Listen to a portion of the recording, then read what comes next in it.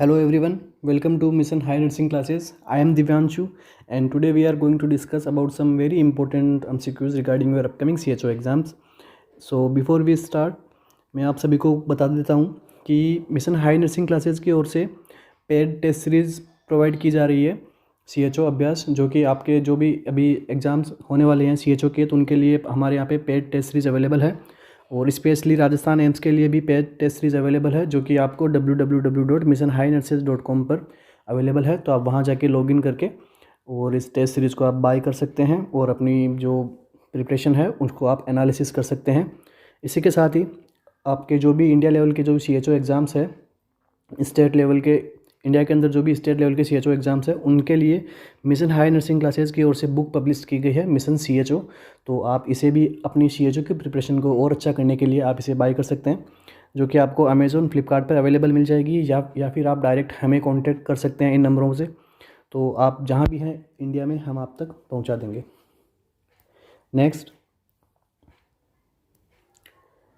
Mission high classes की ओर से जो सेंट्रल गवर्नमेंट के एग्ज़ाम्स है, ओके, तो उनके लिए भी, उनकी प्रिपरेशन के लिए भी मिशन हाई क्लासेस की ओर से नोट्स प्रोवाइड किए जा रहे हैं, जो कि मेनली 4 बुक्स हैं। इन 4 बुक्स के अंदर आपको कंप्लीट सिलेबस मिलेगा जो आपके सेंट्रल गवर्नमेंट एग्ज़ाम है, लाइक जिपमेर, एम्स, PGI। तो इन सब के लिए आपको ये प्रिंटेड नोट्स मिल रहे हैं। और इन नोट्स की स्पेशलिटी ये है कि ये काफ़ी इजी लैंग्वेज में बनाए गए हैं, जो कि हर एक स्टूडेंट के समझने में काफ़ी इजी रहेंगे। और साथ ही साथ जो इनमें जो स्पेशली टॉपिक्स है उनको अच्छे से कवर किया गया है। आपके पूरे कॉन्सेप्ट आपको इन नोट्स से आपको समझ में आ जाएंगे। और साथ साथ इन नोट्स के पीछे जो स्पेशली पॉइंट्स दिए गए हैं, जो आपके लास्ट मिनट रिवीजन में, एग्ज़ाम से पहले लास्ट मिनट रिवीजन में आपके काफ़ी हेल्पफुल होने वाले हैं, जो कि प्रीवियस ईयर के क्वेश्चंस ही हैं मोस्टली। तो आप इन नोट्स को भी बाय कीजिए और अपनी एम्स की या और अदर सेंट्रल गवर्नमेंट एग्ज़ाम्स की प्रिपरेशन को एक नेक्स्ट लेवल तक ले जाइएगा। सो इन्हें आप बाय कर सकते हैं। Next, we are going for our question session. Our first question is disease under national vector borne disease control programme are. तो ये जो प्रोग्राम है, इसके अंदर नीचे दिए गए ऑप्शंस में से कौन सी डिजीज़ है जो इसके अंदर इम्प्लीमेंट की गई है। Okay, so first option malaria filariasis KFD। KFD means Kyasanur forest disease. Option B malaria filariasis epidemic typhus. C malaria dengue kala azar. D malaria chikungunya and KFD। तो इन ऑप्शंस में से कौन सा ऑप्शन राइट है जो कि national vector borne disease control programme के अंदर शामिल किया गया है।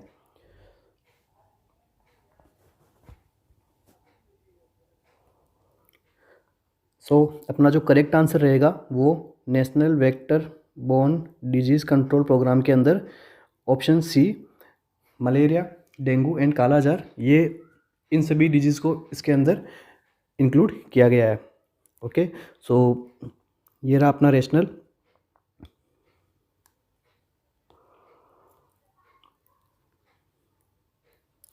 करेक्ट आंसर सी है, मलेरिया डेंगू काला आजार। तो सबसे पहले हम देख लेते हैं कि ये प्रोग्राम एक्चुअली है क्या। तो national vector borne disease control programme जो लॉन्च हुआ था, जो 2003 to 4 में ये प्रोग्राम आपके लॉन्च हो गया था। और इस प्रोग्राम का जो मेन एम था वो क्या था, prevention and control of vector borne disease. Okay, so prevention and control of vector borne disease इस प्रोग्राम का मेन एम है। और जो वेक्टर बोर्न डिजीज़ कौन कौन सी है जो इस प्रोग्राम के अंदर इंक्लूड की गई है, वो है मलेरिया, फाइलेरिया, काला आजार, Japanese encephalitis, dengue and chikungunya. तो ये सभी डिजीज़ मेनली इस प्रोग्राम के अंदर इंक्लूड की गई है। ओके, सो अभी मैं आपको बता देता हूँ कि वेक्टर बोर्न डिजीज़ एक्चुअली होती क्या है, वेक्टर बोर्न का मीन क्या होता है। ओके, तो वेक्टर बोर्न का मतलब होता है infection transmit to humans and other animals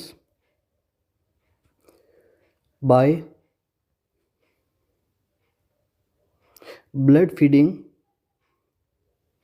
anthropods। Okay, anthropods means जो भी मस्क्यूटो है,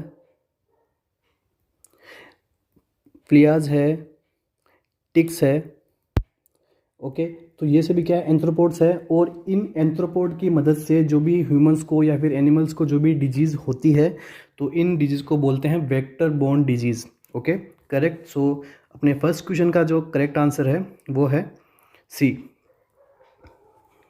next question is anti malaria month is, okay, anti malaria जो मंथ है वो कब, कौन से मंथ में सेलिब्रेशन किया जाता है एंटी मलेरियल मंथ का? ऑप्शन है जून, अप्रैल, मई and September.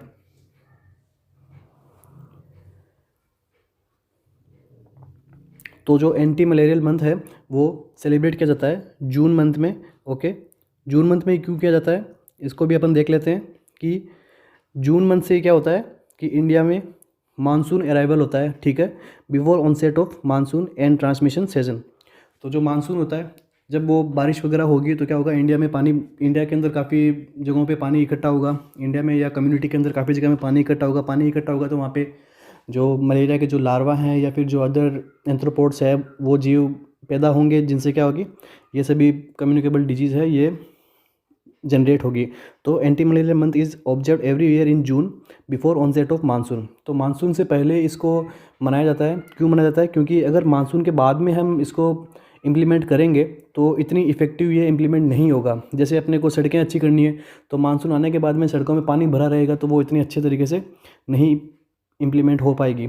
For example, it helps increase awareness level and encourage community participation. तो अभी से जून में अपन ने इम्प्लीमेंट किया है, तो इसका एक एम ये भी है कि ये एक तो अवेयरनेस पैदा करेगा, जो भी कम्युनिटी के अंदर जो भी लोग हैं उनके लिए, उनको एजुकेट करेगा कि आप नालियों की साफ़ सफाई कीजिए और अपने घरों के आसपास में पानी नहीं भरने दीजिए।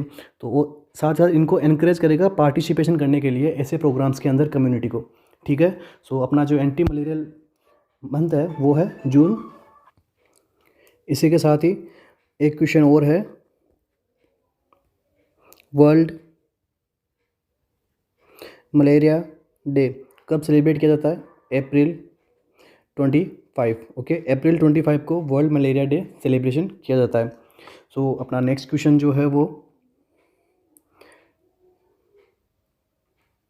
Urban malaria scheme is based on, जो गवर्नमेंट की ओर से, इंडियन गवर्नमेंट की ओर से जो अर्बन मलेरिया स्कीम चलाई गई है तो वो बेसिकली किस पे बेस्ड है? So options are anti adult measures, anti larval measures, drug based treatment and API level. Okay, API means annual parasitic index level. So जो अपनी अर्बन मलेरिया स्कीम है वो किस पर बेस्ड है?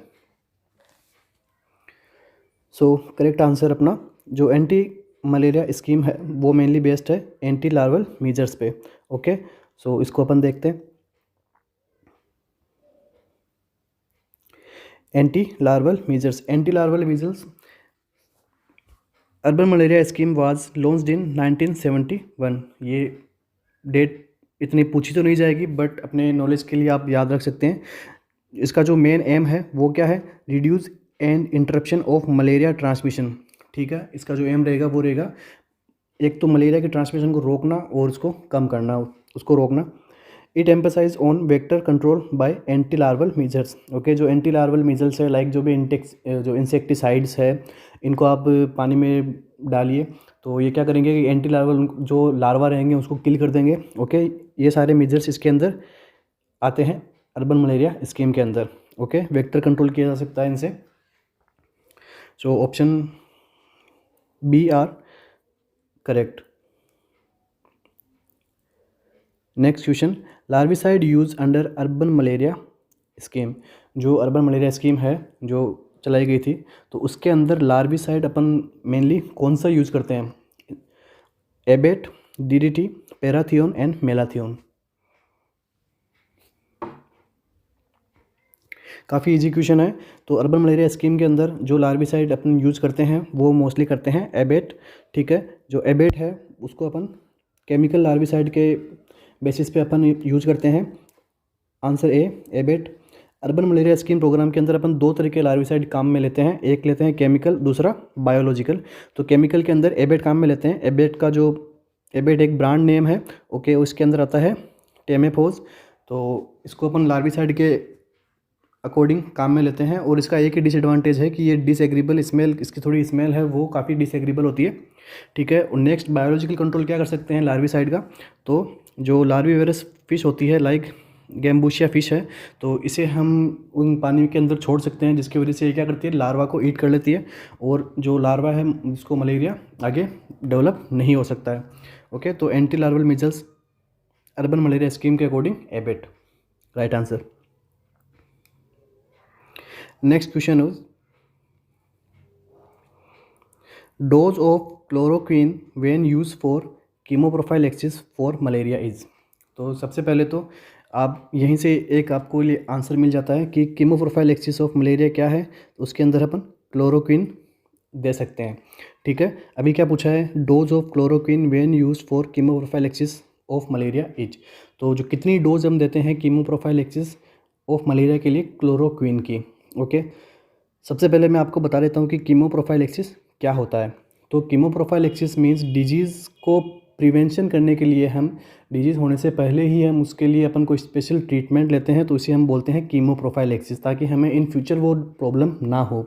ओके, तो अब जो क्लोरोक्वीन की डोज है वो क्या रखेंगे मलेरिया के कीमोप्रोफाइलैक्सिस के लिए, 300 mg twice a week, 600 mg once a week, 300 mg once a week and 600 mg per week. So अपना जो करेक्ट आंसर रहेगा वो इसके अंदर रहेगा 300 mg once a week. Okay, so option C is the correct answer. अपन इसके बारे में देख लेते हैं कि जो option C is the correct answer, 300 mg की टेबलेट है वो एक बार लेनी है, और इसकी कुछ गाइडलाइंस है अपने को कैसे लेनी है। शॉर्ट टर्म कीमोप्रोफाइलैक्सिस और लॉन्ग टर्म कीमोप्रोफाइलैक्सिस दोनों तरीके से अपन इसको यूज करते हैं। सो कीमोप्रोफाइलैक्सिस स्पेशली है क्या, refer to administration of medication for the purpose of preventing disease और इन्फेक्शन। ओके, किसी भी डिजीज़ के होने से पहले अपन उसका ट्रीटमेंट ले रहे हैं, तो वो कीमोप्रोफाइलैक्सिस उसका ट्रीटमेंट है। तो short term chemoprophylaxis mainly up to 6 week तक लिया जाता है, ठीक है। तो इसके अंदर क्लोरोक्वीन की डोज अपन देते हैं 300 mg वंस ए वीकली, और initiate a week before arrival, ठीक है। बिफोर अराइवल का मतलब है कि जहाँ कहीं मलेरिया के केसेस अभी ज़्यादा मिल रहे हैं, तो उस जगह पे जाने से पहले हम एक वीक पहले क्लोरोक्विनिन की 300 mg की एक गोली लेनी है, फिर अपने को एक वीक पहले लेनी है, फिर अपने को उस एरिया के अंदर जाना है। इसी के साथ ही एक डॉक्सीसाइक्लिन है, उससे भी हम कीमोप्रोफाइलैक्सिस के अकॉर्डिंग काम में ले सकते हैं। इसकी जो डोज रहती है वो रहती है 100 mg OD for adult and 1.5 mg पर kg OD for children, started 2 days before. इसको हमें 2 दिन पहले जाने से पहले इसको अपन ने स्टार्ट करनी है। और ये डॉक्सीसाइक्लिन जो है वो pregnant women and children below 8 year के लिए नहीं देनी है। ओके, ये आप स्पेशली ध्यान रखना इस चीज़ का कि ये जो डॉक्सीसाइक्लिन है प्रेग्नेंट वुमेन एंड चिल्ड्रंस जो 8 साल से कम है उनके लिए ये एप्लीकेबल नहीं है। नेक्स्ट है जो लॉन्ग टर्म के लिए कीमोप्रोफाइलैक्सिस है, अपन यूज़ करते हैं बिफोर 6 वीक के लिए। तो इसके अंदर मेनली एक टेबलेट अपन देते हैं क्लोरोक्विनिन की, जो 300 mg वीकली और 100 mg OD plus proguanil 100 mg OD, इस बेसिस पे हम इसको लॉन्ग बेसिस पे अपन देते हैं क्लोरोक्विनिन प्लस प्रोग्वानिल को। ओके, तो अब जब अपन इसमें प्रोग्वानिल दे रहे हैं तो इसके लिए अपन को स्क्रीनिंग करवानी पड़ेगी रेटिना की फॉर चेंजेस। जो प्रोग्वानिल है वो थोड़ा रेटिना के लिए एडवर्स इफेक्ट डाल देता है, इस मेडिसिन का एडवर्स इफेक्ट है कि ये रेटिनल चेंजेस कर देती है, तो हमें इसके लिए स्क्रीनिंग करवाते रहना है। So next question is plague is transmitted by, जो प्लेग डिजीज़ है वो मोस्टली किससे ट्रांसमिटेड होती है, heart tick, शॉफ tick, red Phulia and Laue's. तो इन ऑप्शंस में से करेक्ट ऑप्शन है वो है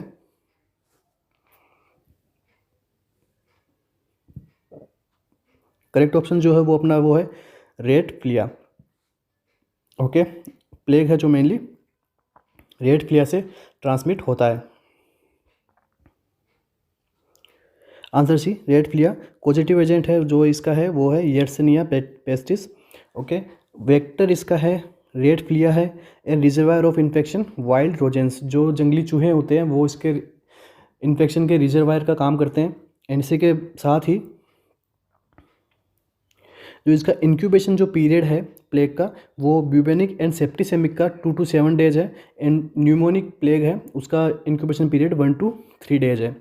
ठीक है, तो ये मोस्टली रेशनल के अंदर हम डिजीज़ को शॉर्टली कवर करने की कोशिश करते हैं, जहाँ से इस डिजीज़ के अंदर से CHO के लेवल के आपके क्वेश्चन बन सकते हैं।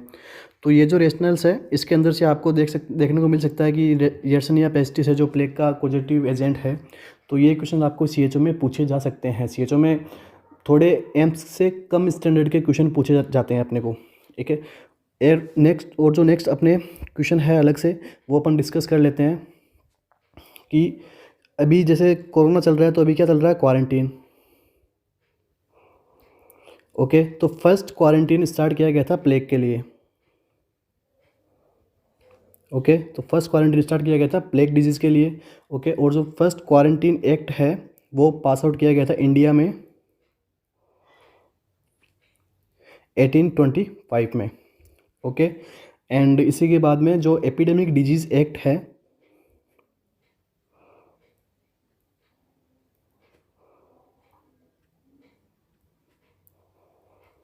वो अप्लाई किया गया था 1897 में। ओके, तो ये आपके दो एडिशनल क्वेश्चंस हैं जो पूछे जा सकते हैं, और अदरवाइज़ आप अपने नॉलेज के लिए भी आप इसको याद रख सकते हैं कि कौन सी डिजीज़ के लिए सबसे पहले क्वारंटीन वर्ड जो है वो काम में लिया गया था, या जो क्वारंटीन की प्रोसेस है वो काम में ली गई थी, तो वो थी प्लेग डिजीज़। जो इंडिया के अंदर इसका जो क्वारंटाइन एक्ट कब बनाया गया था इंडिया में, तो वो 1825, और इसके बाद में जो एपिडेमिक डिजीज़ एक्ट है वो कब बनाया गया, 1897। Okay, clear. नेक्स्ट क्वेश्चन पे चलते हैं। Causative organism of yellow fever belong to the family of, जो येलो फीवर है तो उसका जो कॉजेटिव ऑर्गेनिज्म है वो मेनली कौन सी फैमिली से बिलोंग करता है। सो अपने ऑप्शंस है अल्फा वायरस, पैरामिक्सो वायरस, रियो वायरस और फ्लेवी वायरस। ठीक है, तो इसका जो करेक्ट आंसर रहेगा वो रहेगा, इसका करेक्ट आंसर रहेगा फ्लेवी वायरस। ओके, जो येलो फीवर है उसका जो पॉजिटिव ऑर्गेनिज्म है वो मोस्टली फ्लेवी वायरस फैमिली से बिलोंग करता है। फ्लेवी वायरस अपना करेक्ट आंसर है। Positive agent flavi virus. Reservoir इसका monkey in forest area and man in urban area. Okay, जो फॉरेस्ट एरिया के अंदर इसका रिजर्वायर है वो है मंकी, एंड जो अर्बन एरिया है, शहरी अपने जो स्थान है उनके लिए मेन इसके रिजर्वायर का काम कर सकता है। और इसके साथ ही में इसका क्लिनिकल फीचर देखें तो haemorrhagic fever, black vomit, epistaxis, melaena, hepatic and renal manifestation, जो रीनल से रिलेटेड सिम्टम है वो भी इस डिजीज़ के अंदर देखने को मिल सकते हैं। ओके, तो ये भी एक मोस्टली मस्कीटो बोर्न डिजीज़ है। ओके, सो एडीज एजिप्टी इसके अंदर भी कॉज करता है येलो फीवर को। ओके, नेक्स्ट क्वेश्चन अपना, Japanese encephalitis virus cycle is run between, जो जैपनीज एंसेफेलाइटिस है जो इंडिया में कुछ प्लेस में है, इंडिया में सभी जगह पे ये नहीं है, जैसे बिहार हो गया, इन सभी जगहों पे ये जैपनीज एंसेफेलाइटिस वायरस है जो डिजीज़ कोज करता है अभी भी। तो इसका जो साइकिल है वो किन दो चीज़ों के बीच में रन करता है, so pig mosquito, cattle birds, pig human and birds and pigs. तो इसका जो करेक्ट आंसर रहेगा वो रहेगा option A, pig and mosquito. तो पिग एंड मॉस्किटो के अंदर जो जैपनीज एंसेफेलाइटिस का वायरस है वो अपनी साइकिल को रन करता है। Pig and mosquito. Japanese encephalitis is a mosquito borne encephalitis. Encephalitis means brain में ये स्वेलिंग कोज कर देता है। ओके, इसके अंदर जो ब्रेन में स्वेलिंग आ जाती है इस डिजीज़ के अंदर, तो इसे एंसेफेलाइटिस का ब्रेन इन्फेक्शन कर देता है। तो encephalitis means brain related infection. So the cycle of Japanese encephalitis transmission are pig and mosquito and pig. सबसे पहले पिग, फिर मॉस्किटो ने पिग को बाइट किया, एंड फिर उसके बाद में next pig to pig, next में मैन में इसको, जब ये डिजीज़ मैन को हो जाती है तो मैन से ये अदर मैन्स में नहीं फैलती है। ओके, तो इसलिए इसको अपन बोला है man is an incidental dead end. Dead end का मतलब ये होता है कि मैन टू मैन ये डिजीज़ नहीं फैलती है। ओके, तो man is the incidental dead end. Next question है, target group 4 plus polio immunisation, target group 4 plus polio immunisation is, जो प्लस पोलियो इम्यूनाइजेशन प्रोग्राम चल रहा है इंडिया में, तो उसके लिए स्पेशली टारगेट ग्रुप कौन सा है? Option A 0 to 3 year, 0 to 5 year, 0 to 7 year और 0 to 10 ईयर्स। तो इन ऑप्शंस के अकॉर्डिंग, आपके अकॉर्डिंग इसका जो टारगेट, सो अपना करेक्ट आंसर है 0 to 5 year. Plus polio immunisation के अकॉर्डिंग जो एज है, टारगेट ग्रुप है बच्चों की, जो वो है 0 to 5 ईयर। रेशनल देखते हैं अपन, आंसर बी 0 to 5 ईयर। तो जो प्लस पोलियो इम्यूनाइजेशन है, तो इसका जो, इसके बारे में अपन पढ़ते हैं पहले। तो first round of PPI was carried out on 9 दिसंबर 1995। तो फर्स्ट राउंड तो जो था, जो स्टार्टिंग के अंदर प्लस पोलियो प्रोग्राम था वो चलाया गया था, उसका फर्स्ट राउंड था 9 दिसंबर 1995 को, ये फर्स्ट राउंड है। इसके बाद में ही 20 जनवरी 1996 को सेकेंड राउंड इसको चलाया गया था। Among all the children among under 3 year of age irrespective to their immunisation status. तो ये जो प्रोग्राम चलाया गया था स्टार्टिंग में, वो मेनली 0 to 3 ईयर के बच्चों के लिए चलाया गया था। स्टार्टिंग में जब 1995-96 की बात चलती है, तो ये स्टार्टिंग में 0 to 3 ईयर के लिए चलाया गया था, before without irrespective of their immunisation status. अगर उनको वैक्सीनेशन लगी हुई है पहले, उसके रेस्पेक्टिवली ये काम नहीं करता। उन्होंने सभी के लिए ही ये प्रोग्राम चलाया था, जिनको लगा हुआ है और नहीं लगा हुआ है उनको भी ये देना है।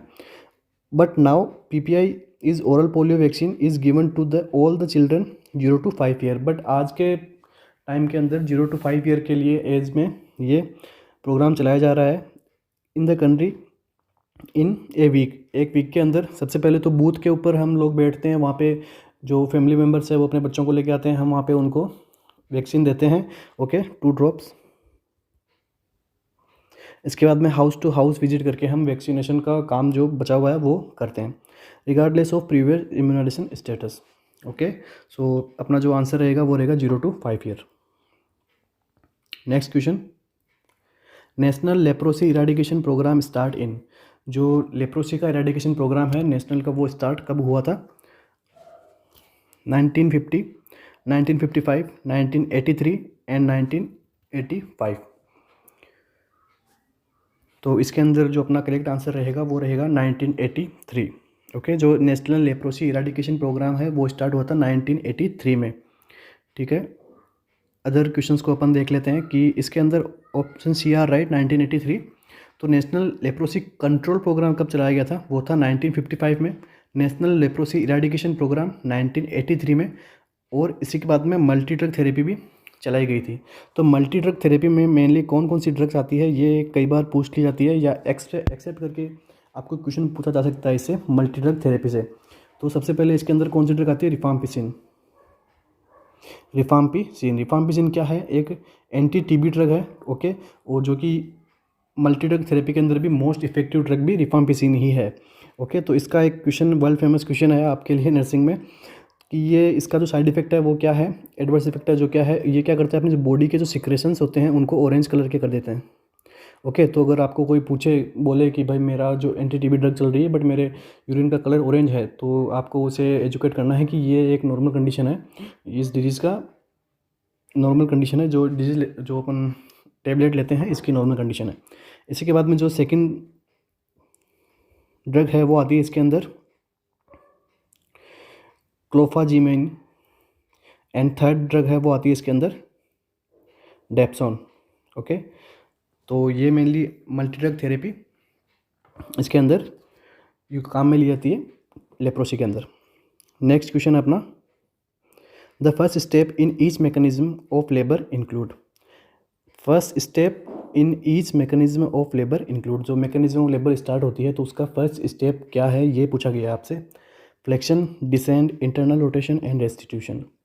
तो काफ़ी सिंपल सा क्वेश्चन है, तो इसके अंदर जो करेक्ट आंसर रहेगा वो रहेगा अपना option B, descent. Descent is the first step in the mechanism of labour. Rationale देख लेते हैं अपन, the first step in the mechanism of labour include descent. The sequence in step of mechanism of labour include descent first step है। इसके बाद में अपन कौन कौन से स्टेप्स इसके अंदर अपन को देखने को मिलते हैं, तो इनकी अपन बात करते हैं। तो सबसे पहले डिसेंट, उसके बाद में flexion, internal rotation, extension, restitution, external rotation and delivery of baby, finally delivery of baby. तो ये सभी चीज़ अपन ओबीजी के अंदर अच्छे से पढ़ेंगे जब अपनी ओबीजी की लाइव क्लासेस स्टार्ट हो जाएगी अपने चैनल पे। सो नेक्स्ट अपना क्वेश्चन है वो है, a women who has delivered a viable child for the first time is known as. तो ऐसी वुमन को अपन क्या बोलते हैं जो फर्स्ट टाइम वाइबल चाइल्ड को डिलीवर करती है, फर्स्ट टाइम डिलीवर करती है वाइबल चाइल्ड को। Okay, primi gravida, primi para, multi पेरा एंड नली ग्रेविडा। अपने ऑप्शन है primi gravida, primi para, multi पेरा एंड नली ग्रेविडा। तो आप इसे वर्ड को देखिए, वाइबल चाइल्ड को डिलीवर कर रही है। ओके, यहाँ पे कोई भी नहीं पूछा गया है कि फर्स्ट टाइम प्रेग्नेंट हुई है या इतने टाइम प्रेग्नेंट हुई है। ओके, आपको पूछा गया है कि डिलीवर कर रही है वाइबल चाइल्ड को, तो सीधा सा इसका आंसर है वो रहेगा प्रीमी पेरा। ओके, तो primi para is the correct answer. अपन बाकी की टर्म्स को भी अपन देख लेते हैं। A woman who has deliver a viable child for the first time, okay, is known as primi para. Primi का मतलब फर्स्ट टाइम एंड पेरा का मतलब जो अब उसने जो वुमेन ने जो वाइबिलिटी पीरियड क्रॉस किया है एंड डिलीवर किया बेबी को, इसको अपन बोलते हैं प्रीमी पेरा। अगर यहाँ पे वो सेकेंड टाइम थर्ड टाइम करता है तो उसको अपन बोलते हैं मल्टी पेरा। ओके, सो नेक्स्ट है primi gravida. Primi gravida is the woman who become pregnant for the first time. Okay, यहाँ पे ग्रेविडा डिनोट करता है प्रेगनेंसी को। ओके, नंबर ऑफ प्रेगनेंसी को ग्रेविडा डिनोट करता है, बट प्रीमी मीन्स जो फर्स्ट टाइम ही प्रेग्नेंट हुई है। Okay, gravida means number of pregnancy. अगर वो वहाँ पे सेकेंड टाइम प्रेग्नेंट हुई है, थर्ड टाइम प्रेग्नेंट हुई है, तो वो मल्टी ग्रेविडा होगी। ओके, नेक्स्ट है multipara. Is a woman who has more than one pregnancy and delivered viable children. जो एक से ज़्यादा वाइबल चिल्ड्रन है उनको डिलीवर कर रही है, तो इसे अपन बोलते हैं मल्टी पेरा। इसके बाद में जो है नली ग्रेविडा। नली gravida means woman who has never become pregnant. Okay, जहाँ पे नली वर्ड आता है इसके अंदर नली ग्रेविडा या नली पेरा। ठीक है, तो जो नली ग्रेविडा मीन्स प्रेगनेंसी जो एक बार भी प्रेग्नेंट नहीं हुई है उसे अपन बोलते हैं नली ग्रेविडा। ओके, नेक्स्ट क्वेश्चन है, N immovable joint is called. जो अपनी बॉडी के अंदर 3 टाइप के जॉइंट होते हैं, सिनार्थ्रोसिस, डायआर्थ्रोसिस और एम्पी आर्थ्रोसिस। तो जो इनमें से कौन से जॉइंट को अपन बोलते हैं इमूवेबल जॉइंट? ऑप्शन है सिनार्थ्रोसिस, पॉलीआर्थराइटिस, एम्पी आर्थ्रोसिस एंड डायआर्थ्रोसिस। तो जो अपना करेक्ट आंसर जो रहने वाला है वो है सिनार्थ्रोसिस। ओके, जो सिनार्थ्रोसिस है इसे हम इमूवेबल जॉइंट बोलते हैं। एन इमोबाइल और नियरली मोबाइल जॉइंट का सिनार्थ्रोसिस। इसका अपन एग्जांपल देखें तो जो अपने स्कल के अंदर जो सूचर्स होते हैं, ओके, तो ये सूचर्स इसके एग्जांपल है। और सेकंड एग्जांपल अपन अगर इसका देखें तो वो है गोम्पोसिस।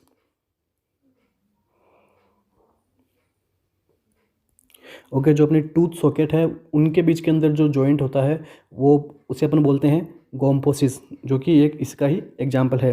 Fibrous joint between the bone of the skull that surround and protect the brain. ये क्या है? सूचर की डेफिनेशन है। ओके, तो सूचर और जो कॉम्पोसिस है जॉइंट है, ये सभी जॉइंट क्या होते हैं? इमूवेबल जॉइंट होते हैं। ओके, और इनके अंदर या तो इमूवेबल होते हैं या फिर इनमें बहुत ही रेयर इनके अंदर मूवमेंट होता है, तो इस कैटेगरी को अपन बोलते हैं सिनार्थ्रोसिस। नेक्स्ट है पॉलीआर्थराइटिस। ओके, यहाँ पे आर्थराइटिस है। ठीक है, इज प्रेजेंट व्हेन 4 और more joint in the body become painful. तो जो आर्थराइटिस है मेनली क्या होता है कि जो जॉइंट है उनके अंदर इन्फेक्शन इन्फ्लामेशन हो जाता है। तो पॉलीआर्थराइटिस, पॉली का मतलब एक से ज़्यादा जॉइंट। ठीक है, अब जब एक से ज़्यादा जॉइंट अगर इन्फेक्टेड हुई है, इनमें इन्फ्लामेशन हुआ है, तो वहाँ पे पेन भी होगा। ओके, तो ये पॉलीआर्थराइटिस है। नेक्स्ट आता है एम्पी आर्थ्रोसिस। एम्पी आर्थ्रोसिस का मतलब होता है लिमिटेड मोबिलिटी होती है उसके अंदर। अपन जैसे अपना जो शोल्डर जॉइंट है उसको अपन एक्सेसिवली मोबिलाइज कर सकते हैं, बट ये जो एम्पी आर्थ्रोसिस जॉइंट होते हैं इनकी मोबिलिटी बहुत ही लिमिटेड होती है। Example pubic सिम्पाइसिस। ओके, जो सिम्पासिक प्यूबिस है वहाँ पर जो ये जॉइंट है ये एम्पी आर्थ्रोसिस का जॉइंट है। ओके, इसके अंदर बहुत ही स्लाइटली मूवमेंट होता है ड्यूरिंग डिलीवरी या फिर जो लेबर प्रोसेस है उस दौरान इसके अंदर मूवमेंट देखने को मिलता है, अदरवाइज हमें नहीं देखने को मिलता है। नेक्स्ट है last diarthrosis. Freely mobile joint is classified as diarthrosis. This type of joint include all synovial joint. जो साइनोवियल जॉइंट है हमें पता है वो फ्री जो बॉडी के जो फ्रीली मूवेबल जॉइंट है उन्हें अपन बोलते हैं synovial joint, which provide the majority of body movement. Synovial joint are the ball and second joint and hinge joint. जो बॉल एंड सेकंड जॉइंट है, शोल्डर जॉइंट है, और जो हिंग जॉइंट है, नी जॉइंट है, वो सभी अपने एमपी आर्थ्रोसिस के अंदर, नहीं सॉरी, डायआर्थ्रोसिस के अंदर वो इंक्लूड होते हैं। नेक्स्ट क्वेश्चन है Broca area. Broca area is present in which of the following lobe of cerebrum. जो ब्रोका एरिया है वो सेरेब्रम के कौन से लोब के अंदर प्रेजेंट होता है, ये पूछा गया है। Frontal lobe, parietal lobe, occipital lobe and temporal lobe. अभी काफ़ी सिंपल क्वेश्चन है। अगर आपको थोड़ी बहुत अगर नर्वस सिस्टम की आपको एनाटॉमी आती है तो आप इस क्वेश्चन को इजीली आप आंसर दे सकते हैं। तो इसका अपने करेक्ट आंसर रहेगा वो रहेगा फ्रंटल लोब। ओके, तो फ्रंटल लोब के अंदर ब्रोकाज एरिया प्रेजेंट रहता है अपना, ये frontal lobe is the correct answer. Broca area is a region in the frontal lobe. Okay, frontal lobe में भी कौन सी जगह में, left side of brain. Okay, left side of frontal lobe है, वहाँ पे ब्रोकाज एरिया प्रेजेंट रहता है, which function like speech. Okay, तो इसका मेनली फंक्शन क्या होता है, बोलने का इसको फंक्शन होता है। ठीक है, अगर अपना ब्रोकाज एरिया अगर फंक्शन नहीं करता है, डैमेज हो जाता है, तो इसे अपन बोलते हैं एफाजिया। ओके, तो अगर अपने ब्रोका एरिया में डैमेज हो गया है तो अपन बोल नहीं सकते हैं, अपन उस चीज़ को समझ सकते हैं, बट जब अपने पूछा जाएगा कि अपन ने क्या बोला या फिर आप क्या समझे, तो हम उसका आंसर नहीं कर सकते हैं। ठीक है, तो इसे अपन ने बोला है एफासिया। ऑक्सीपिटल लोब के अंदर अपन mostly visual centre, visual processing centre present रहते हैं। एंड टेम्पोरल लोब के अंदर मोस्टली जो मेमोरी रिलेटेड, इंटेलिजेंसी के रिलेटेड थिंग्स जो प्रोसेस होते हैं वो सभी इनमें काम टेम्पोरल लोब में आते हैं। एंड पैराइटल लोब के अंदर mostly touch and pain sensation, temperature sensation, ये सभी इनके फंक्शंस मोस्टली पैराइटल लोब करता है। एक हो गया अपना पे ब्रोका एरिया। एक और लोब होता है, सॉरी, एक और एरिया होता है, उसको अपन बोलते हैं वर्निक्स एरिया, जो कि कहाँ प्रेजेंट होता है, टेम्पोरल लोब में। ओके, टेम्पोरल लोब में प्रेजेंट होता है वर्निक्स एरिया। अब अगर इसके अंदर अपने डैमेज हो गया तो ये कौन सा एफासिया कहलाता है, रिसेप्टिव एफासिया।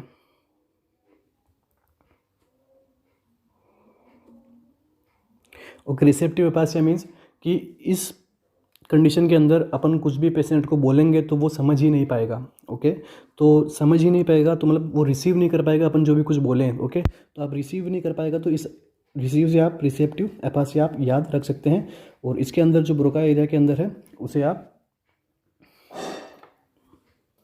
जो ब्रोका एरिया है उसके अंदर क्या होता है कि वो जो पेशेंट है वो अनेबल टू फॉर्मुलेट लैंग्वेज, वो लैंग्वेज डेवलप नहीं कर सकता, कुछ बोल नहीं सकता है। सो इस ऑप्शन का करेक्ट आंसर रहेगा वो रहेगा फ्रंटल लोब के अंदर ब्रोका एरिया प्रेजेंट रहता है। Next question, hypoxia due to slowing of circulation. अगर अपनी बॉडी का सर्कुलेशन स्लो हो रहा है और उसकी वजह से हाइपोक्सिया की कंडीशन जनरेट हो रही है तो इसे हम क्या बोलते हैं। सो ऑप्शन है anaemic, histotoxic, stagnant and all of the above. तो इसका जो करेक्ट आंसर रहेगा वो रहेगा स्टैग्नेंट। ओके, स्टैग्नेंट, इस कंडीशन को बोलते हैं स्टैग्नेंट हाइपोक्सिया। ओके, स्टैग्नेंट क्या होता है इसके बारे में अपन देख लेते हैं। Stagnant hypoxia also called as ischaemic hypoxia और सर्कुलेटरी हाइपोक्सिया। ओके, अपनी ब्लड, अपनी या तो अपनी बॉडी का जो हेमरेज हुआ है अपनी बॉडी के अंदर जिसकी वजह से अपनी बॉडी का जो सर्कुलेशन है वो डिस्टर्ब हुआ है। ओके, या फिर जो कंजस्टिव कार्डियक फेलियर है, इसके अंदर क्या होता है कि जो अपना हार्ट है वो पंप करना स्टॉप कर देता है या फिर पंप करने में वो फेल रहता है। और साथ साथ जो सर्कुलेटरी शॉक है, जो हेमरेजिक शॉक है, उसकी वजह से क्या होता है, अपनी बॉडी का सर्कुलेशन इफेक्ट होता है। और इस सर्कुलेशन इफेक्ट होने की वजह से अगर किसी को यानी जो हाइपोक्सिया हो रहा है इसको अपन बोलते हैं स्टैग्नेंट हाइपोक्सिया। ओके, एक न्यू टर्म है यहाँ पे stagnant hypoxia. So correct answer is C. Next question, the test conducted during labour to assess foetal oxygenation. अब लेबर की प्रोसेस चल रही है, इस दौरान अपने को फीटल की ऑक्सीजनेशन देखना है ड्यूरिंग लेबर प्रोसेस, तो हम कौन सा टेस्ट कंडक्ट करवाएंगे, AFP test, CRP test, scalp blood sampling और RFT टेस्ट। तो AFT टेस्ट होता है अल्फा फीटोप्रोटीन टेस्ट जो कि, और जो CRP टेस्ट होता है वो होता है सी रिएक्टिव प्रोटीन टेस्ट, और scalp blood sampling and RFT renal blood test. तो इसका जो करेक्ट आंसर रहेगा वो रहेगा स्काल्प ब्लड सैम्पलिंग। ठीक है, अल्फा फीटोप्रोटीन टेस्ट होता है वो मोस्टली करते हैं अपन न्यूरल ट्यूब डिफेक्ट को पता लगाने के लिए। CRP टेस्ट करते हैं अपन जो बॉडी में इन्फेक्शन, इन्फ्लामेशन की कंडीशन है उसको अपन देखने के लिए, ओके। और RFT मोस्टली रीनल को असेस करते हैं, रीनल टेस्ट होते हैं इसके अंदर। तो अपना करेक्ट आंसर रहेगा वो रहेगा स्काल्प ब्लड सैम्पलिंग, ओके। तो इसके अंदर क्या करते हैं कि जब लेबर की प्रोसेस चल रही होती है, ये फीटस का हेड है, तो यहाँ पे क्या करते हैं कि यहाँ से ब्लड सैंपल कलेक्ट करते हैं फीटस के स्काल्प से, और फिर उसको अपन असेस करते हैं उसकी ऑक्सीजन स्टेटस को, कि उस फीटस का ऑक्सीजन स्टेटस क्या है। Scalp blood sampling is conducted during labour process to assess foetal oxygenation. Next question है अपना, umbilical cord stump get dried and shed off by. कितने दिन में अम्बिलिकल कॉर्ड का जो स्टम्प है या फिर अम्बिलिकल कॉर्ड है वो ड्राई होकर अब अपनी जगह से हट जाती है, या फिर वो शेड ऑफ हो जाती है, गिर जाती है, ठीक है। इसका जो ऑप्शंस है वो है 2 to 4 days, 5 to 15 days, 10 to 18 days and 18 to 27 days। तो इसका अपना जो करेक्ट आंसर रहेगा वो रहने वाला है 5 to 15 days। 5 to 15 days इसका जो करेक्ट आंसर है वो है। अभी रेशनल देखते हैं इसका। Answer B is the correct answer. Umbilical cord stump get dried and shed off by 5 to 15 days, ठीक है। It should be keep clean and dry till it's shed off by its own. तो ये एक आपके लिए अच्छा question बन सकता है कि अम्बिलिकल कॉर्ड है जो मेनली मॉइस्ट नहीं होना चाहिए, ठीक है। It should B clean and dry. अगर ये क्लीन एंड ड्राई होगा तभी तो ये शेड ऑफ होगा। अगर यहाँ पे मॉइस्ट हो जाएगा, ठीक है, मॉइस्टनेस यहाँ पे आ जाएगी तो यहाँ पे इन्फेक्शन होने के चांसेस बढ़ जाते हैं, और इन्फेक्शन को होगा तो अपन क्या बोलेंगे उसको, ओम्फलाइटिस, ओके। इसको अपन बोलते हैं omphalitis, infection of umbilical cord stump, ठीक है। अम्बिलिकल कॉर्ड के स्टम्प को अपन बोलते हैं ओम्फलाइटिस, और इसका जो करेक्ट आंसर रहेगा वो रहेगा 5 to 15 days। Next question, vision 2020 the right to sight include all except. जो गवर्नमेंट ऑफ इंडिया के एक मिशन चलाया गया था vision 2020 the right to sight, इसके अंदर कौन सी कैटेगरी या कौन सी प्रॉब्लम, कौन सी डिजीज़ को इंक्लूड नहीं किया गया है, ये पूछा गया है मेनली। एक्सेप्ट, आप इन वर्ड्स पे आप काफ़ी ध्यान दीजिएगा कि ये मेनली एक्सेप्ट है या एक्सेप्ट है, इनके बारे में मतलब काफ़ी बार कन्फ्यूजन हो जाती है और अपन आते हुए क्वेश्चन को भी रॉन्ग कर देते हैं। तो इस क्वेश्चन का जो आंसर रहेगा, सॉरी पहले अपन ऑप्शन देख लेते हैं। Trachoma, measles include blindness, cataract and onchocerciasis, ठीक है। तो इसका जो करेक्ट आंसर रहेगा, एक्सेप्ट पूछा है अपने से, तो इसका करेक्ट आंसर है वो रहेगा मिजल्स इंक्लूड ब्लाइंडनेस। तो मिजल्स इंक्लूड ब्लाइंडनेस को विजन 2020 में इंक्लूड नहीं किया गया है, okay. Government of India adopt vision 2020 the right to sight under NPCB, okay, NPCB in 2001। तो 2001 के अंदर इस एक्ट को एडोप्ट किया गया था NPCB के अंडर। NPCB मतलब मीन्स नेशनल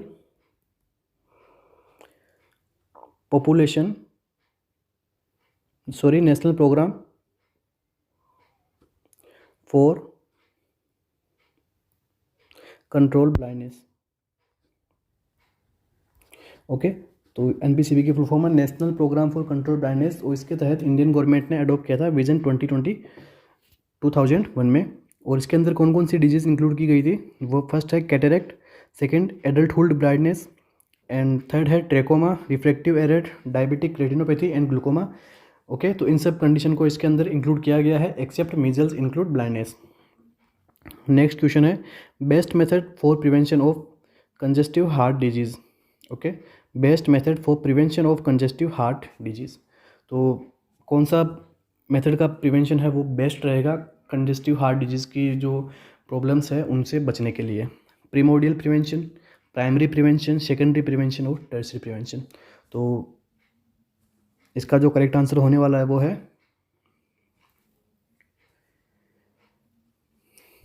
ए, primordial prevention, okay. Primordial prevention best method है कंजेस्टिव हार्ट डिजीज़ को रोकने के लिए, ओके। इसके अंदर अपन क्या करते हैं, मोस्टली रिस्क फैक्टर को ही अवॉइड करते हैं इसके अंदर,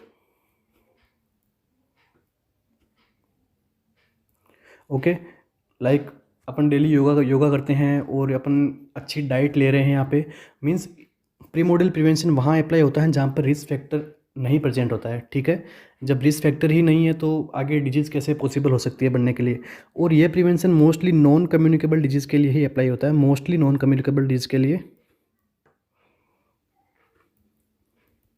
ओके, तो ये एक नॉन कम्युनिकेबल डिजीज़ है। ओके, कंजस्टिव हार्ट डिजीज़ है जो एक पर्सन से दूसरे पर्सन में नहीं जाती है। ओके, तो ये नॉन कम्युनिकेबल डिजीज़ है, तो इसके अंदर इफेक्टिव होता है प्रीमोडियल प्रिवेंशन। अदर प्रिवेंशन के बारे में अपन देखते हैं, तो अपना करेक्ट आंसर जो रहेगा वो रहेगा A, primordial prevention. Primordial prevention is the best method for prevention of CSD। तो इसके कौन कौन से एग्जांपल अपन देख सकते हैं कि स्मोकिंग नहीं करना, ओके, स्मोकिंग फ्री सोसाइटी, और regular physical activity like exercise करना, okay, reduced salt intake and avoidance of high alcohol intake and weight control. सभी को पता है साल्ट जब अपन लेंगे तो इससे क्या होगा, ब्लड प्रेशर राइज होता है, ठीक है। तो इसको अपन कम कर देंगे या फिर उसको अपन अवॉइड करते हैं, तो ये सब प्रॉब्लम्स इन फ्यूचर में अपने हाइपरटेंशन की ओर की जो अदर कार्डियक प्रॉब्लम है वो सभी होने के चांसेस काफ़ी कम हो जाते हैं। और एल्कोहल इनटेक भी नहीं करना चाहिए, और साथ में वेट का कंट्रोल रखना बहुत ज़रूरी है। ओके, वेट भी हाइपरटेंशन और डायबिटीज़ को, डायबिटीज़ के लिए एक अच्छा रिस्क फैक्टर है वेट। ओके, जिसके अंदर ओबेसिटी होती है वो बहुत हाई रिस्क होते हैं उसके अंदर इन फ्यूचर में डायबिटीज़ होने के। सो अपना लास्ट क्वेश्चन है वो आज का, वो है किस राज्य की सरकार ने हाल ही में मोक्ष कलश योजना 2020 को मंजूरी दी है, ठीक है। तो कौन सा राज्य है जिसने मोक्ष कलश योजना 2020 को मंजूरी दी है? बिहार, राजस्थान, हरियाणा, गुजरात। तो इसका जो करेक्ट आंसर होने वाला है वो है अपना राजस्थान। ओके, राजस्थान स्टेट में हाल ही में मोक्ष कलश योजना को मंजूरी दी है। राजस्थान सरकार ने गंगा में अस्थियां प्रवाहित करने के मकसद से हरिद्वार आने जाने के लिए राजस्थान पथ परिवहन निगम की बसों से निःशुल्क यात्रा कराने के लिए शुरू की गई मोक्ष कलश योजना 2020 को प्रशासनिक मंजूरी दी गई है। मोक्ष कलश योजना 2020 में नोडल एजेंसी राजस्थान राज्य पथ परिवहन निगम होगा, जबकि वित्त पोषक विभाग में देवस्थान विभाग होगा। ओके, यह योजना मोक्ष टू माया के तहत हुए समस्त व्यय के भुगतान की व्यवस्था देवस्थान विभाग द्वारा की जाएगी। So again thank you very much, आप सभी हमसे जुड़े रहे, मिशन हाई नर्सिंग क्लासेस से आप जुड़े रहे। तो अगर आपको वीडियो अच्छा लगा है तो please like, comment and share and subscribe the channel. और आपको इस वीडियो के रिगार्डिंग कुछ भी डाउट्स हो या कुछ भी क्वेरीज़ हो उसे आप कमेंट बॉक्स में कमेंट ज़रूर कीजिएगा, तो आप उसको वहाँ पे उसका आंसर करेंगे। So thank you very much.